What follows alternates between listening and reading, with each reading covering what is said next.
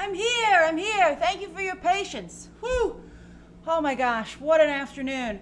As you know, we're having streams today and tomorrow because I wasn't able to stream on Sunday and Monday. So I wrote out a whole Eternals video. I was all ready to go. I was like, I'm gonna close the door on Comic-Con. I'm gonna be done with these videos. It's like 4 columns of notes. And then, yeah, the AC is blasting, Adrian. As you can see, the sun is just beating down on me.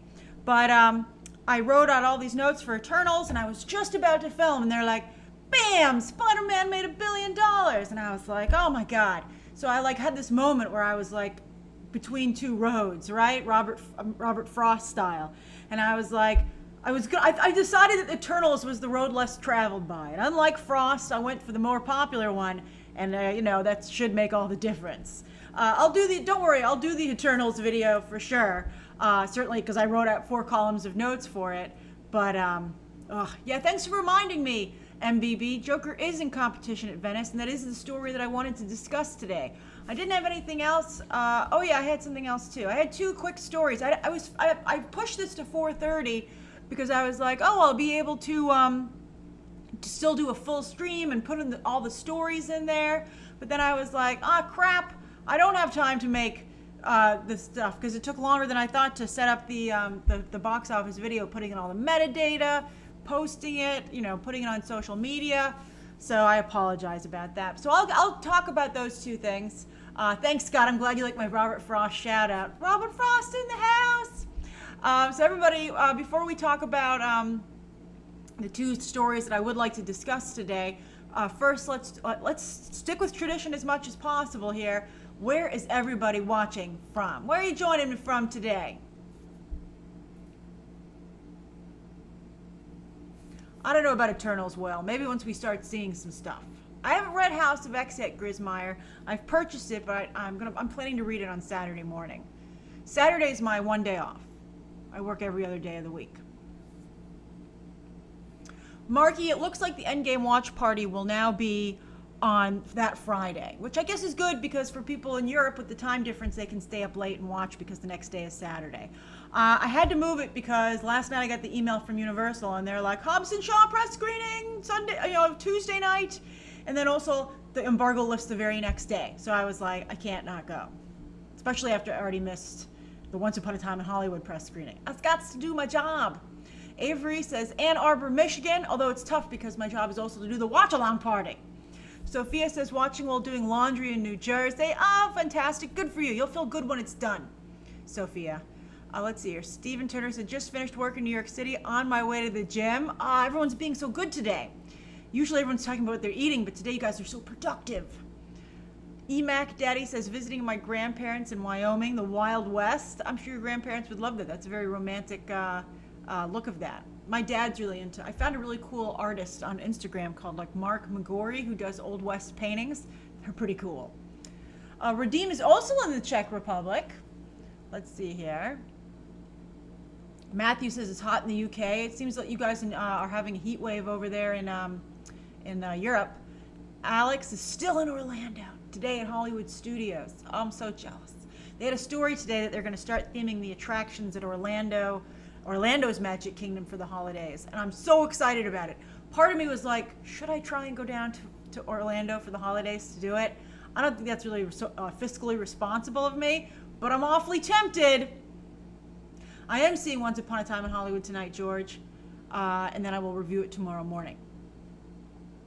Kayla's also at the gym. Oh, I'm impressed. It's okay, Kayla. I can be a podcast. Let's see here. Randy is watching me 2 places. I appreciate that, watching the special report. I do enjoy being able to say a movie math special report. I will not lie about that. Let's see here. Liam says all the UK is a sloth. It's hotter than hell here. I don't know. It's going to get into the 90s this weekend here as well. All right. Joseph says, I hope I can make it to the watch along on Friday. Tuesday would have been perfect. A DMV appointment and then the day off. Joseph, I'm so sorry that couldn't work out, but unfortunately, as I said, Universal ruined our plans. But I'm very excited for Hobbs and Shaw and to have my review come out on time when the embargo lifts. There was no embargo actually for Once Upon a Time in Hollywood though, because the reviews all went up when it debuted at Cannes. So that's a perfect segue to get into the Joker situation. So the Joker doubled down today on film festivals and said, I'm not only going to play at the Toronto International Film Festival, but I'm going to debut at the Venice Film Festival, which is in late August, early September. So 2 months before this thing basically, no, not 2 months, like a little over a month before it hits the United States and the world, it's going to be playing at film festivals. And so that means all the reviews for Joker, for the most part, will come out. And I wonder if Warner Brothers will have screenings for press who aren't going to the festival. That's unusual, but maybe because it's a comic book movie, they will. But they're clearly not treating it like a comic book movie. So I'm not quite sure how this is going to work from a broad perspective. But, and also the type of reviewers who would be kind to it are not going to be at the festival, right? And I mean, I know that it looks like a really good movie. I have to tell you, it looks great. Maybe it is great. But my concern is that Todd Phillips is the director. And I feel that Todd Phillips, I mean, when the trailer came out, I saw, I think it was IndieWire, a reporter for IndieWire was like, you guys are nuts praising this thing. It's a Todd Phillips movie. And I told you that a lot of people in town are laughing at the script. Not in a Joker cool way, but in a this is stupid way. So I think it's really unnecessarily risky to maybe have this thing get hit with bad reviews. I just don't, especially in for a Todd Phillips movie. I don't really know if it could be good enough to overcome A, that it's a Todd Phillips movie, and B, that they've already given an Oscar to someone for playing the Joker. It would be such a big deal to give someone an Oscar to two different actors for playing the same role. I just don't know if it's possible. I also told you I have concerns that it's such a ripoff of Taxi Driver and The King of Comedy that people might also have an issue with that. Although you see critics, got The Lion King for that, but it's making a ton of money. I recently watched The King of Comedy for the first time because people said it was so similar, and I was shocked at how similar it seems. So I'm not sure. I already know a pretty big spoiler about the movie. I haven't talked about it. A number of people know it. I think that there will be a lot of spoilers because, maybe it's not a spoilery movie, but if it's not a spoilery movie, I'm kind of wondering what the point of it is then. Marvel is making so much money on spoilers by having these movies that have just so much intricate, cool, exciting information that becomes instant water cooler talk. And you're like, did you see this? Can you believe when that happened? Oh my God, I'll never forget where I was when this happened. I never forget where I was when that happened.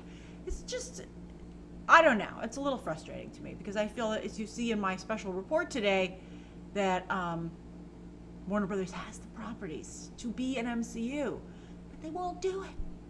All right, then the other thing is, there was another quick story. Let me just get the basics out of it because I didn't even get a chance to look at it. I was like, oh, that's a good story, and I just bookmarked it. So everybody's starting to get their streaming services on the board.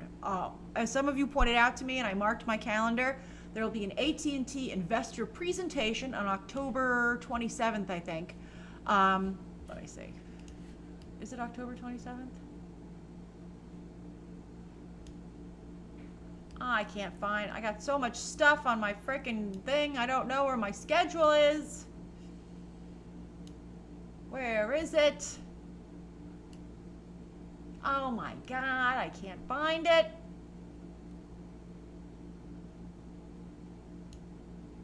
I can't find it. All right, it's sometime in October. That's when the Warner Brothers thing is. That's how many stickies I have on my desktop. I can't even find it. All right, hold on. That's not the window I want now. Oh my God. There's so much stuff. Where did the stupid story go? There it is. All right, so thank you, Hugo. All right, so NBC Universal says they will launch their entire streaming service in April. And that it's not going to have so much original programming. He said the service would initially mostly have live, licensed content, and only a little bit of original programming. So they're like, we paid $500 million for The Office for 5 years. We're gonna push The Office. And considering that is the most watched show on Netflix, maybe it can prop up an entire streaming service. And don't forget that the NBC Universal streaming service is free. You just have to watch a couple of ads on it. So that's pretty good. So I think that's interesting stuff. So mark your calendars for those two dates. All right, so it's 4:46. Let's do 10 minutes. You may ask me anything that you would like. It's 4:46. You may ask me anything you would like until 56. I'm a little late. Let's just make it 5 o'clock. Jackson, somebody asked me about the Mr. Rogers movie yesterday. Not a fan. Not a fan. I don't think he looks like Mr. Rogers. I don't think he acts like Mr. Rogers. And I don't like that they're paying attention more to this reporter than Mr. Rogers himself. You don't need to dilute Mr. Rogers. He can tell his own story. Daniel says, do you have any predictions on who will direct the Disney Plus shows? We'll have to see. It's unusual for a television show to have a single director, so it's usually a bunch of people. The showrunner is the most important person on a television show. I would go after Game of Thrones people, especially the ones who did the big action-heavy episodes. Oh, thanks, Joseph. My parents are cool. I was happy at how well that tweet did. I have to tell them about that. They'll be very proud. Pastor Madeline says, heard negative feedback about Galaxy's Edge. Recommend. I haven't been there yet. I heard that it's okay. I heard it's something like you want to see right away. Like you want to definitely experience it. But I heard it's not big on like repeat visiting. It's not like you just want to, like, which to me, I always like to say with Disney World, I'd be happy just to sit on Main Street. I don't need to do anything else, but just sit on Main Street and soak it all in. I would pay money to go and do that at Disney World. I like it so much. But I heard that Galaxy's Edge does not have that quality. So I have not attended myself, but that's what I hear.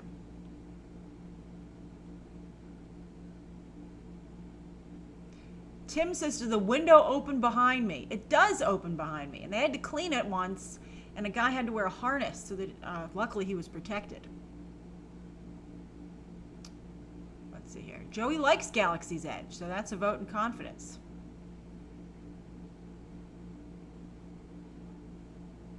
Pete says, are you interested in the Chris Evans Netflix movie? I'm not at all interested in it. I think it's like the same crap he used to make before he became Captain America. Use your power for good, Chris Evans. Carlos Munoz says, do you think Black Widow will get a trilogy? I do not.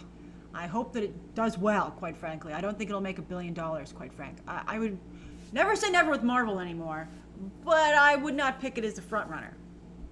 Karen likes walking around Epcot. Yeah, just walking around World Showcase, eating and shopping. Oh, it's so much fun.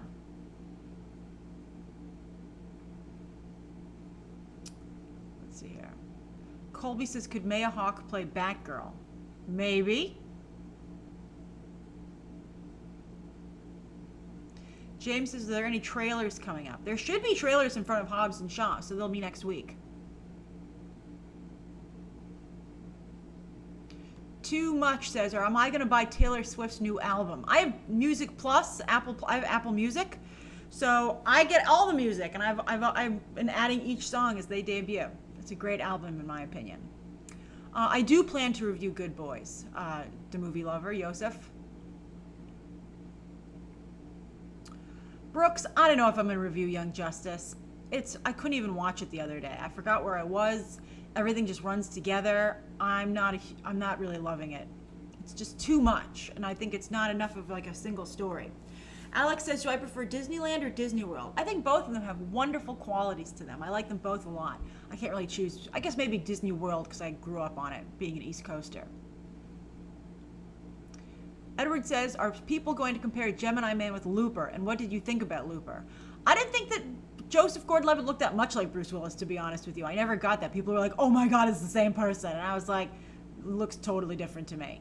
But I thought Looper was fine. When Rian Johnson got Star Wars, I understood it. Who knew how it would turn out? But I liked Last Jedi, remember. But I don't have the same reverence for Star Wars. And also I'm more open to experimentation with characters, which is one of the reasons I like Batman v Superman. I like deconstructing things. As you can see, a lot of people do not, though. But I think that no one's talking about Gemini Man. Gemini Man is like such a low interest generator. I'm shocked considering it's a Will Smith movie. Can I make a video for each of the Eternals? I gotta wait until we have actual pictures of them. There just isn't enough interest to make it worth that kind of an investment in my schedule. I gotta cover the boys. This stuff today. I'm eating into boys coverage. I'm supposed to be on my boys review stuff already, and I'm not. I'm behind. I have to make this Eternals video still. Where is Joseph Gordon-Levitt, Jan? He just got a podcast. It's rough out there. It's rough out there. Joseph Gordon-Levitt can't even get work. And he's Joseph Gordon-Levitt. Remember he had a whole universe he made?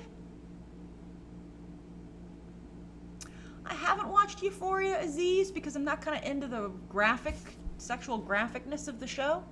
So Zendaya said I didn't have to watch it, so I didn't. And we're still pals, as she said we would be. Andrew says, do you think there's a chance that War Machine will get a Disney Plus show? I don't. I think he's very popular. I think he's good on the publicity tour. I think he'll probably show up in other people's movies, but I don't think he's going to get a Disney Plus show. I mean, unless they're incredibly popular. But like there was a rumor of a Gamora Nebula show. I'd much rather have that first. Maleka says, squeak, squeak. Do you think with Russian Cap showing up, Captain America can show up in Black Widow as well? He could. He might show up like in a newsreel or something like that, or something like maybe a story that Alexei talks about. But I think for him to show, he might show up in the way, you know what? That's interesting. He might show up in Black Widow the way that Tony Stark showed up in Far From Home, and that he's very much a part of the conversation, but you don't see or hear him actually. And I think that's important because I think it would undercut the sacrifice for him to come back so soon. Dale Kelly says, is Ant-Man's trilogy dead? I sure think it is. I told you, it's Peyton Reed's fault. And Peyton Reed wants to direct Fantastic Four. Ah, ha ha ha ha.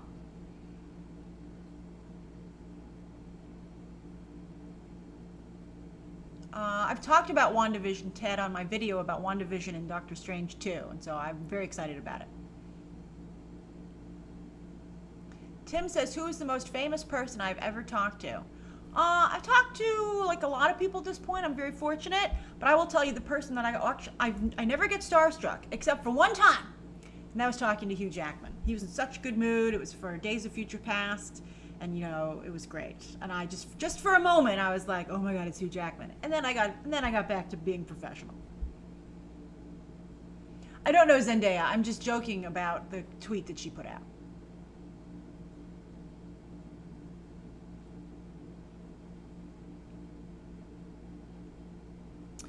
Yer says, what are you expecting most out of D23 not related to Marvel? I want to know more about what Pixar has coming up. I want to see some first looks at Soul. And I also want to know what Disney Animation is doing. Maybe also an Aladdin 2 announcement would be fabulous. That's right, Yosef. I am very good friends with The Rock. We tweet each other all the time. I've never met The Rock, though. Oh, I did an interview with him, a satellite interview. He actually was not in the room. He had to stream in from somewhere else.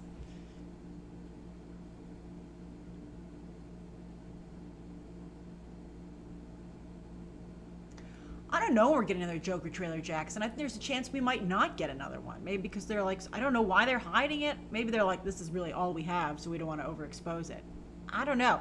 They seem to be following the Star is Born awards trail. And that turned out pretty good for A Star is Born. Pete, my perfect X-Men lineup, I'd like, as I said in my casting video, I'd like to see him go with the second team, of X-Men, with, Wolverine and Storm, the international team. But Kevin Feige's a real purist. I think he's going to go with the original X-Men, which I'm a little sick of in the movies. But at the same time, it worked so well with Spider-Man going back to basics that I think you'll see that team set up. Cole, the D23 schedule, as I mentioned before, D23 on the Friday of the convention will be about the Disney television stuff. The Saturday will be about all the movies. And then the Sunday will be about the theme parks. Todd Phillips said a new Joker trailer in a few weeks. Fantastic. Is it going to play in front of Dora the Explorer? Maybe in front of It. Maybe in front of It. That's like a month out. That's what I bet. MCU fan, will Birds of Prey suck? I don't know. I don't want to be that negative about it. I don't know if it'll be a successful movie. I saw some rumors. I haven't heard anything about this personally, but I saw reshoots for Birds of Prey and Wonder Woman. I know I have to keep reshooting these movies so much. It's crazy to me. But at the same time, they fixed Rogue One, and I loved it. So if you need to reshoot it, reshoot it. Daniel Min says, should Warner Brothers make a theme park? I do feel that they should make a theme park very strongly. Maybe they should team up with Universal and just keep adding lands to their parks, or maybe they should make their own. But not having a park with their properties is nuts, especially when you consider how popular the Wizarding World is. I am not a Funko Pop collector, Will. I actually don't collect anything because I had that mold situation and I lost all my belongings. So it really turned me off from the collecting situation because I was like, who knows if I'll get to keep these? Gunpowder milkshake thoughts, Seika. That's like a kind of like a off-brand Birds of Prey. I got to see it, but it certainly has an amazing cast. I'm definitely watching Dora Dennis. I've got my screening invite. Very excited. No news about Lady Gaga's next role. Ted says, do you ever get tired of the Jessica Chastain comments? I think it's funny how much of a life of its own it's taken on. I do feel like a responsibility to not abandon the people who like that, but at the same time, still be professional. So you see me trying to walk that fine line in my coverage.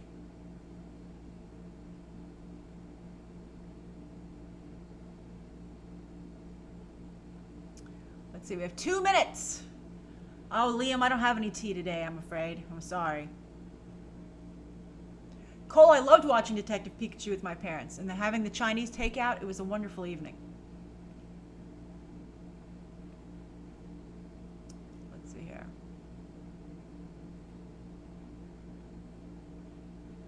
Daniel Min says, do you think It Chapter 2 will make $1 billion? I don't know, that last trailer was pretty good, but the last one made 700. It's hard. I don't think an R-rated movie has ever made $1 billion. So for that reason, maybe not.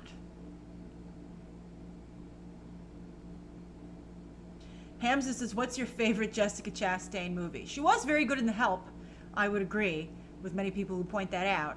And I thought that she was very good in Molly's Game, even though I felt she was miscast as the character. Luke, as I've said before, I do feel that there's a chance we'll learn about Phase 5 at D23. Unless they make it all, but they have a movie panel. They have to talk about movies. I think they'll probably talk about Phase 5. Maybe we'll get some Blade news, like a director or something. Oh, Junior, that's a great question. What is the difference between Jennifer Lawrence just being Jennifer Lawrence in movies and other movie stars who do the same thing like Tom Cruise and Keanu Reeves? Love it. It's the difference between negativity and positivity. Jennifer Lawrence has a bad attitude. She's aggressive. She yells at people. She's very much about Jennifer Lawrence, right? That's a problem. But with Tom Cruise and Keanu Reeves, they're always in a good mood. They're always excited. They're always just about the work, and they're always about you. They want you to have a good time. You know, Jennifer Lawrence is like, I gotta be me, where Tom Cruise and Keanu Reeves is like, what do you want to see? You know, like that's the difference, I think. I don't know what snacks I'm going to have for the watch party, Marky. Maybe I'll get like M&Ms because they're different colors, and I like M&Ms. All right, it's 5 o'clock, everybody. That's right, Liam. Thank you so much, everybody, for joining me. We will have another stream tomorrow at 4 o'clock, 5 o'clock. I'm just going to admit that it's going to be later. No, I actually, it will be at 4 o'clock tomorrow. I'm going to try real hard to do it on time. 4 p.m. tomorrow. Thank you so much for joining me today, and have a lovely rest of your afternoon. Bye. Bye, everybody. Where's the stuff? Where's the stuff? Here it is. Hold on. All right, yes. Goodbye.